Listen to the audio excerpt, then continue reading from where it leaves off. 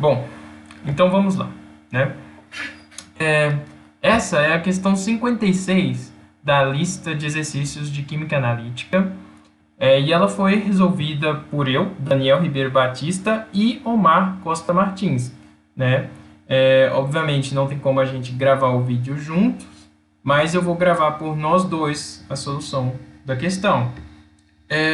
A questão 56, então, diz o quê? Calcule a concentração de H3 ou mais, ou seja, hidrônio, numa solução de 1 vezes 10 elevado a menos 2 mol por litro de NaOCl e fornece uma resposta de referência, que é 1,7 vezes 10 elevado a menos 10 mol por litro.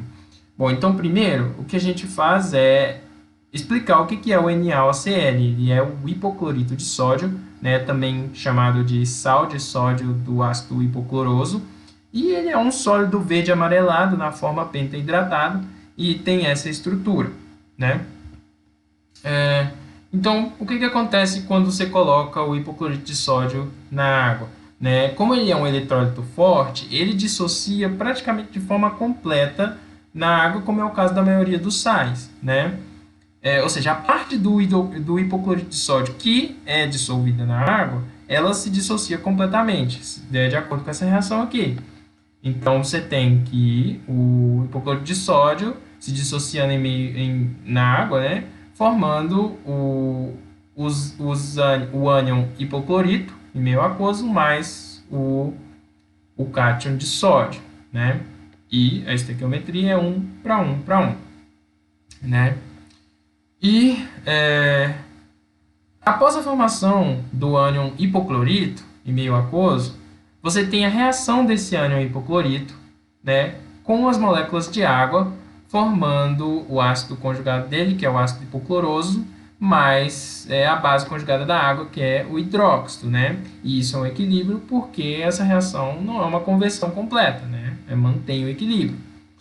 E a segunda reação, que também ocorre no meio aquoso, é a autoprotólise da água, né, formando o hidrônio H3 ou mais em meio aquoso e o hidróxido. Porém, para nós, esse segundo equilíbrio ele não é importante, porque o primeiro equilíbrio ele é tão maior, ele ocorre numa proporção tão maior que ele inibe esse segundo equilíbrio. Então, nós vamos desconsiderar essa autoprotólise da água e resolver o exercício somente de acordo com o primeiro equilíbrio, porque, como eu já disse, ele é significativamente muito maior do que o segundo, né? Na lista de exercícios de química analítica, no final, você tem uma tabela que informa o Ka de vários ácidos, né? E nessa tabela, o ácido hipocloroso tem como Ka 3 vezes 10 elevado a menos 8. Ou seja, é o Ka da reação, da outra reação, né, da reação de desprotonação do ácido cloroso. Mas nós queremos o Kb dessa reação aqui, né? E a gente consegue esse Kb através da constante do produto iônico da água, né? Fazendo, né, reorganizando ela, você consegue que o Kb é igual ao Kw sobre o Ka, que é igual a 1 vezes 10 elevado a menos 14, dividido por 3 vezes 10 elevado a menos 8, que é igual a 3,3 vezes 10 elevado a menos 7. Ou seja, o Kb dessa equação, exatamente dessa aqui, né, desse equilíbrio, é 3,3 vezes 10 elevado a menos 7. E é interessante notar que o Kb, né, é maior do que o Ka, ou seja, esse equilíbrio aqui, ele é realmente mais preponderante, né? O equilíbrio básico, né? Utilizando aquela mesma equação que a gente tem da protonação do hipoclorito e fazendo a equação do Kb dela, é o caminho pelo qual a gente vai buscar a concentração do hidrônio nessa solução. Então, o Kb dessa equação é qual? Ele é o produto, né, das concentrações dos produtos desse equilíbrio. Ou seja, é a concentração do ácido hipocloroso vezes a concentração do hidróxido, né, dividido pela concentração dos reagentes. No caso, a gente coloca somente a concentração do hipoclorito, porque a água ela é o solvente, e quando ela é o solvente, ela está numa concentração tão grande, né, que essa concentração praticamente permanece inalterada com esse equilíbrio, né? Então, a gente incorpora a concentração da água no Kb. E para encontrar a concentração do hidrônio, nós vamos primeiro procurar a concentração do hidróxido. Então, para isso, nós precisamos de alguns dados dessa equação, né? O primeiro dado que a gente tem é que, estequiometricamente falando, para cada protonação que ocorre, né, o ácido hipocloroso vai ter a mesma concentração, né, formado vai ter a mesma concentração do hidróxido, ou seja, a concentração do ácido hipocloroso é igual à concentração do hidróxido. Isso é uma observação aqui do produto, né, de 1 para 1. E a segunda coisa, nós utilizamos aqui, no caso, esse termo, que é a concentração analítica do hipoclorito, que é o termo utilizado no livro de Química Analítica do Skug, que utilizamos na aula, né? Então, a concentração analítica do hipoclorito, ela é qual? Ela é aquela concentração inicial, fornecida pelo problema, que é a concentração de 1 vezes 10 elevado a menos 2 mol por litro do próprio hipoclorito de sódio, porque quando ocorre a dissociação dele, você vê que tem uma estequiometria de 1 para 1 para 1. Então, todo o hipoclorito de sódio dissolvido vai ser dissociado completamente. Então, a mesma concentração do hipoclorito de sódio dissolvido é a mesma concentração dos íons formados, por causa da dissociação completa, né? Então, a concentração analítica do hipoclorito de sódio é 1 vezes 10 elevado a menos 2 mol por litro.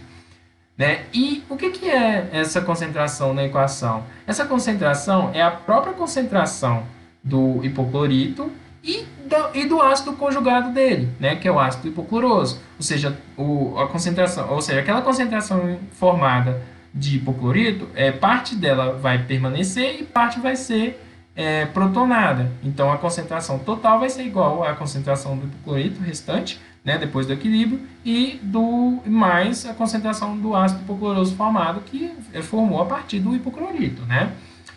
E reorganizando essa equação, jogando o ácido hipocloroso para o outro lado, você consegue que... Aliás, jogando o ácido hipocloroso para o outro lado, você consegue que a concentração do hipoclorito é igual à concentração analítica do hipoclorito menos a concentração do ácido hipocloroso, né? E, por último, você consegue substituir essa concentração do ácido hipocloroso pela concentração do hidróxido.